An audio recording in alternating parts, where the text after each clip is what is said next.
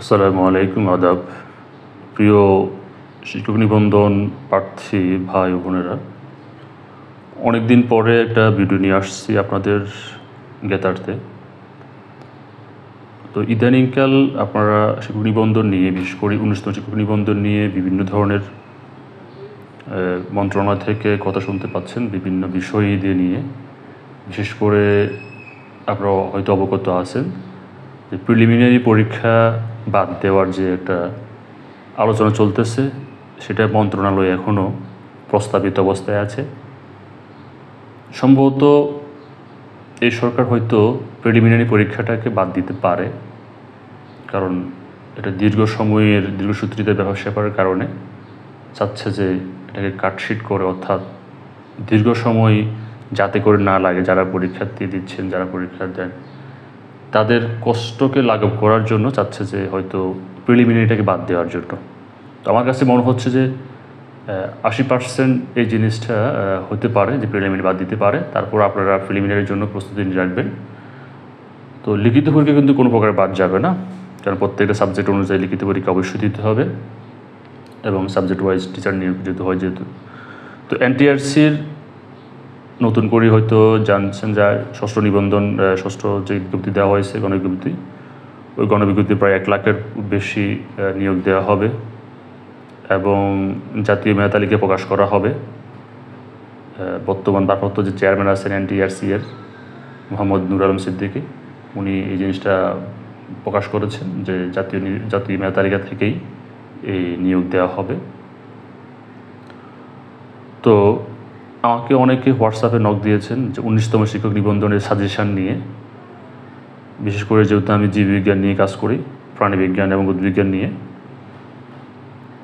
তো আমি তাদেরকে একটা জিনিস এনশিওর করেছি যে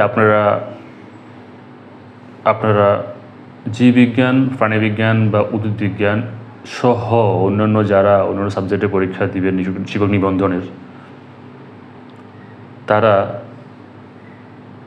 18তম নিবন্ধনের যে সাজেশান নিয়ে যে টপিক্সের উপরে কিংবা যে সূচিপত্রের উপরে আপনারা লিখিত পরীক্ষা দিয়েছেন, 19তম শিক্ষক নিবন্ধনও তা থেকে 80 থেকে 90% টপিক্স, সূচিপত্র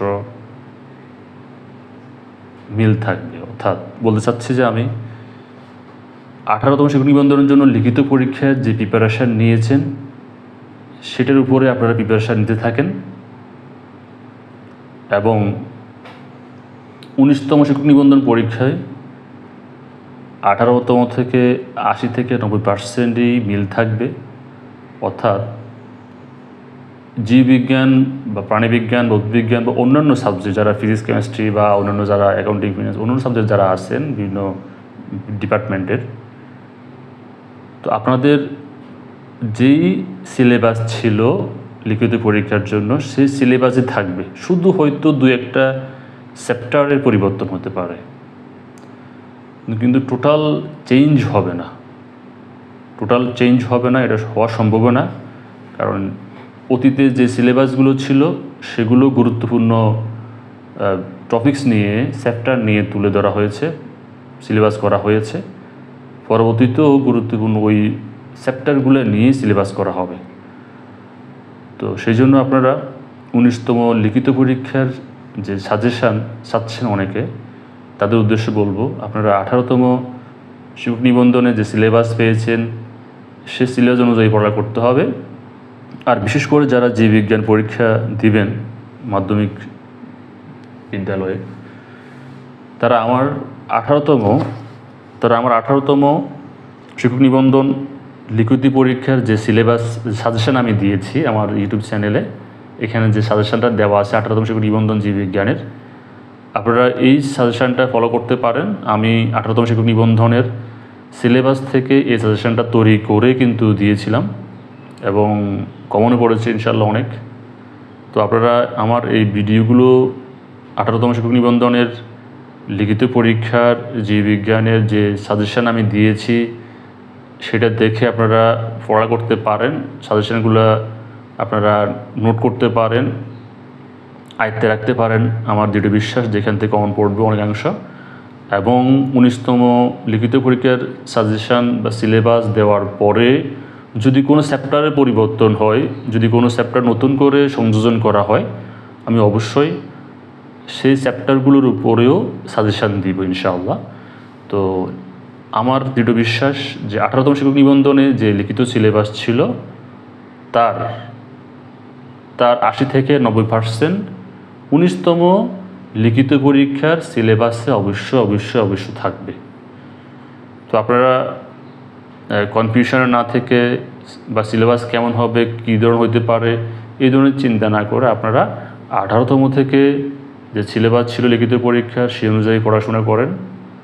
এবং যে মাধ্যম থেকে সাজেশান পেয়েছেন সেই মাধ্যম যদি কনফিডেন্স থাকে, সেই মাধ্যমের উপর যদি বিশ্বাস থাকে, আপনাদের আস্থা থাকে, আপনারা সেই মাধ্যমের সাজেশানগুলো পড়তে পারেন। আমি যে সাজেশানগুলো দিয়েছি ইউটিউব চ্যানেলে জীববিজ্ঞান সাবজেক্টের উপরে, আপনারা সেখান থেকে পড়াশোনা করতে পারেন। এবং অন্যান্য সাবজেক্ট যারা আছেন তাদের লিখিত পরীক্ষায় কীভাবে লিখতে হবে, লিখিত পরীক্ষায় কীভাবে লিখলে ভালো মার্ক পাওয়া যায়, আমি যে নিয়মকানুনগুলো বলে দিয়েছি প্রত্যেকটা সাবজেক্টের বলা আছে। আমি প্রত্যেকটা সাবজেক্ট অনুযায়ী বলতে চেষ্টা করেছি। বিশেষ করে যারা ব্যবসায়িক বিভাগ আছেন, মানবিক বিভাগ আছেন বা সায়েন্স থেকে আছেন, যারা প্রত্যেকটা ডিপার্টমেন্টের সাবজেক্ট ওয়াইজ লিখিত পরীক্ষা কেমন হওয়া উচিত, কী লেখা উচিত, কীভাবে পড়া উচিত, এগুলো নিয়ে আমার ভিডিও দেওয়া আছে। আপনারা সেগুলো দেখে অনেক কিছু শিখতে পারবেন, জানতে পারবেন। আপনাদের জন্য আশা করি অনেক ফলপ্রসূ হবে। তো যারা টিচিং প্রফেশনে আসতে চাচ্ছেন তাদের জন্য নিবন্ধন দেওয়া খুবই ইম্পর্টেন্ট। আপনারা আপনাদের চেষ্টা অব্যাহত রাখুন, ইনশাআল্লাহ আপনারা সফল হবেন। আর ইতিমধ্যেও জানতে পারছেন যে প্রায় 1 লাখের উপরে কিন্তু এবার নিয়োগ দেওয়া হচ্ছে। তো যারা মেধাবী, যারা মেধা তালিকায় এতে আসবে তারা নিয়োগ পাবে।